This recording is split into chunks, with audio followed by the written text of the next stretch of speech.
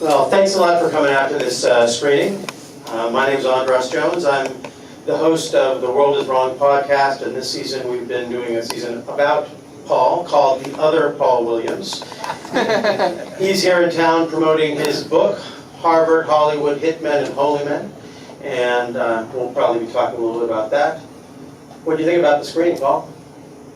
Well, this was a great audience. You know, when I see any of my films, usually I hate them. So I like to see what's wrong, how it could have been better, timing, shots like when Barry's kicking that ball, you know, all by himself, and they're all running around in a circle around him. I should have gotten a close-up of Jon running. Yeah. You know, to contrast it. Anyway, but, you know, after 50 years, you know, I'm a little bit more detached seeing it, so it was more fun. Now, we like to, if any of you have questions, feel free to just raise your hand. I can ask Paul questions as well. One thing, as I was watching it this time, I was thinking about how many films came after it that I feel like, whether they were influenced by this or that this film just got there first, whether it's The Graduate or Carnal Knowledge, which they talked about at the screenings at the Roxy, to, you know, even like I see shades of Risky Business and Woody Allen films and even Seinfeld. So it's easy to find the things that came after. But I'm curious about, for you, what were the films that came before it that sort of inspired you to make this movie?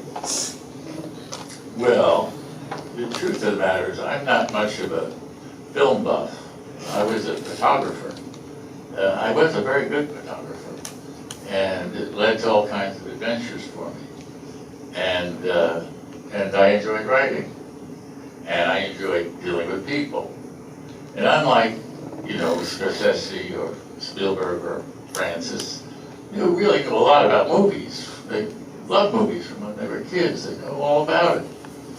I didn't have in mind being a filmmaker. I was admitted to Harvard Law School, but my girlfriend at the time said she didn't want to be married to a lawyer. So I saw an Italian film, an Olney film, and I didn't pay attention to the story so much. I just watched the characters, and I watched the camera, and I said, oh, well, I could make a movie. I know how to move people around, and I know something about psychology. And, you know, my girlfriend said, you know, no lawyer. So I said, well, I'll try the films for a little while.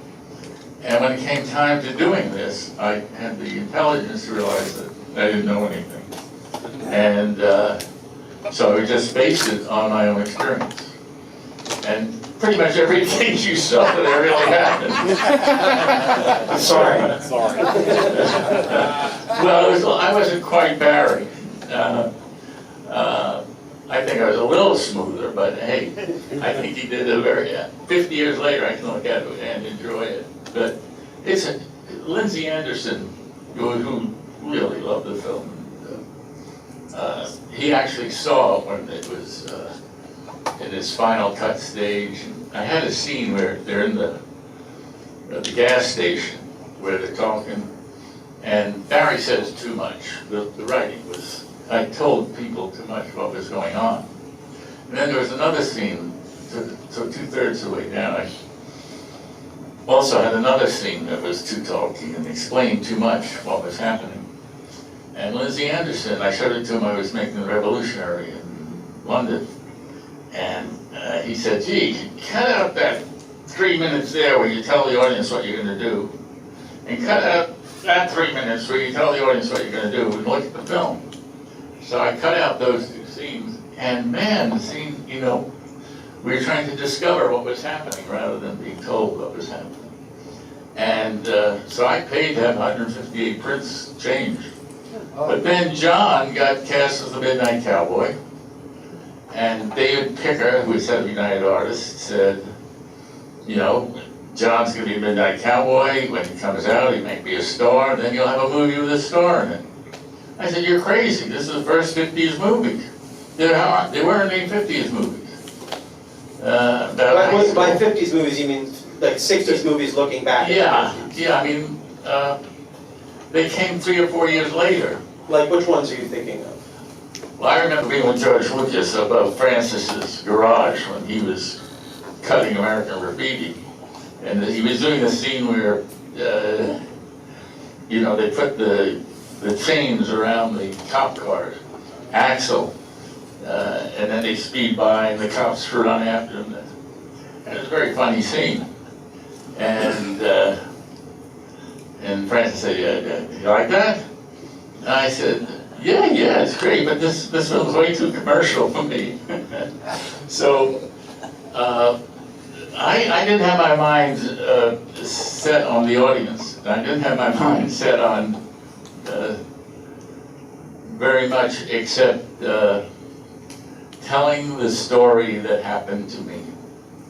And that's what I kept doing. And of course it was very interesting. They were interesting movies. But perhaps if I was on a different continent, they would have been had a larger audience. But so I can say that I mean, I watched a lot of films, you know, Kubrick, and to watch how exactly they did the mise en scène and how they cut. And of course I studied acting a bit, and so anyway, that's the real answer. There really wasn't. I really wasn't a film guy. Well, let's switch. Oh, you have a question? Well, I just had a comment.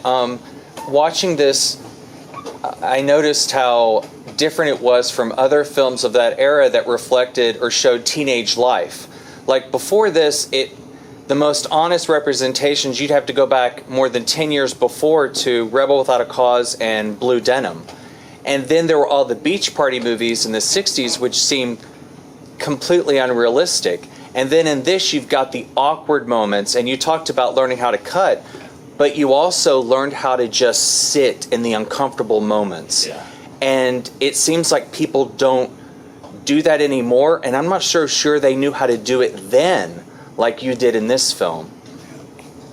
Yeah, no, I must say, watching it tonight, I really thought the excruciating aspect of the film worked great, and the pace and the rhythm of the scene. And the whole process, I'm sure we're all glad we're out of that phase of being a teenager, but learning how to read cues between each other, and it's something that everybody has to go through. Right. And I'm curious now, 50 some years later with technology, if that's something people kind of skip. Because they just text to each other and they kind of negotiate, I'm going to do this, you're going to do that, and we kind of miss that.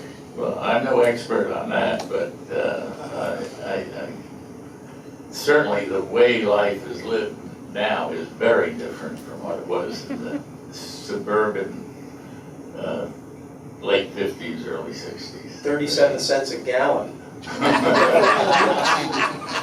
So there was someone back there. Yeah, you had your question. I just want to say that this is the first time I've seen the movie, and I mean, it's been over 50 years. It reminds me of my high school experience, and it is the best portrayal of teenage love and romance and awkwardness and angst and so on that I have ever seen. It's just amazing that you captured all of that. And I particularly like the first comment, talking about you staying on, kind of like you stayed on them, like, you know, for excruciating hours or minutes, but it paid off. I have to tell you, when I watched that shower scene, I don't know if you saw it, but the soap kind of brought. Yeah. That really happened. I mean, it really brought me back. It was based on a real scene that really happened. That was fun. You have a question? Really enjoyable movie. Not only was this your first feature, it was also the first feature of Michael Small, the composer. Yes. Could you, and who also scored The Revolutionary, could you talk about working with Michael and how you discovered him? Yeah, Michael was very successful doing jingles and commercials in New York. And I ran into him because his wife was a friend of my sister. They went to Bennington. And I met Michael, and he was very bright guy, an extremely sensitive guy, and very knowledgeable. And we hit it off personally. And actually, Charles Webb was a friend too. So really, I worked with Michael even as I was writing sometimes. We worked a lot. It's not like he came out in the end and did the music. He was involved all the way through. We talked a lot about the emotional qualities that we wanted to get. And he turned out to be a bit of a genius. It was great. He was a very bright guy and very talented. And I used him in the Revolutionary and Dealing and a couple of other films later. But then he went on, he worked for Rafelson and Pollock and all kinds of people. He died young. Now, we're trying to get, we have to be conscious of time here. So I just want to let people know, if we don't get a chance to answer all your questions, tomorrow, Paul will be back here again, but also tomorrow from 4 to 6, Paul will be signing his books at the Kibitz Room at Cantor's. We have a happy hour hangout. You have lots of time to ask Paul questions if you'd like to come out to that. But I did see one other question back there. Let's go all the way in the back. Don't worry, I'll speak for the front. I hadn't seen the film before, and I was really taken by all the performances that you got from all the actors. They were really incredible, and I noticed that, I mean, a lot of them are young, and that was their, I assume it's early on in their career. What do you think, what did you do to help craft those performances as the director? Like, how did you create the space for that magic to happen? Well, I did study acting before I did this film, and I understood how actors work. And so it's a combination of creating a very safe space around them so they feel free to try things and do things. And also to give them some very specific material to deal with. Like he's reading that journal. That was really my journal. And that bed they were sitting on was my bed. And so a lot of it had to do with creating a space they could work in and give them clear objectives of what they're going for. I have to say that Jon Voight, in that last scene, I had written it. It wasn't written as well as he did it. And I was sitting just out of frame, high on the wall. I could have fallen off easily. I'd just get out of the camera. And it was so good what he did. I had to stick my hand in my mouth to stop from, ruining the tape. He did a brilliant job on that. But it was set up for it. Jon is a great actor. Well, we're going to get to see some more Jon Voight in The Revolutionary. And just to set up The Revolutionary, at the time you were making this film, you were a bit of a revolutionary yourself. You were working with revolutionaries. You were filming the Black Panthers. You want to talk about where your life was at when you were making the movie you were about to see? Oh, right, you're about to see this. Oh my goodness. I'm going to tell one quick story. The girl that I didn't want to marry a lawyer, unbeknownst to me after 3 months of our horrid relationship, turned out to be a great heiress. The family owned Sears Roebuck in the Empire State Building. And so Literally. one day, the Supreme Court ruled after an 11-year antitrust suit that they also own Western Union, the Western Union International, ruled that they had a monopoly on information going to Europe, the satellites and the cables. And the Supreme Court, a big headline in the New York Times said, you know, the Supreme Court orders divestiture, one of them. So I remember coming in that Sunday with the New York Times over my head, and I said to him, "They got you now, Bill." And we got along. You know, they got you. And he says, "Come with me." And he brought me into a side room, and he picks up the phone and says, "Saul? Yeah? Do you see the New York Times this morning?" He said, yeah. "Okay, what do you say? You take the satellites, and I'll take the steel mills.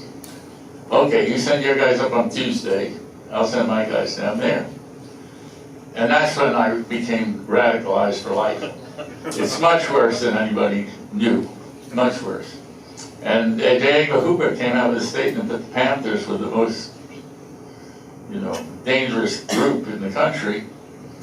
So I said, "Oh, they must have it right." And so I ended up in Africa with Eldridge Cleaver and some North Koreans, and that was the whole story. Which you can read in Harvard, Hollywood, Hitmen, and Holy Men, which you can get. Also, they have many copies of it at Larry Edmonds' bookshop, and Paul's going to be doing a reading and talk there on the 20th. But of course, we'd love for you to come out to the Kibitz Room tomorrow from 4 to 6. And I don't think we have time for any more questions. Oh, no, I just going to ask, will there be books available Yes, tomorrow at there the will sign? be books available at the Kibitz Room. Awesome. Yes, excellent. Thank you all so much. Paul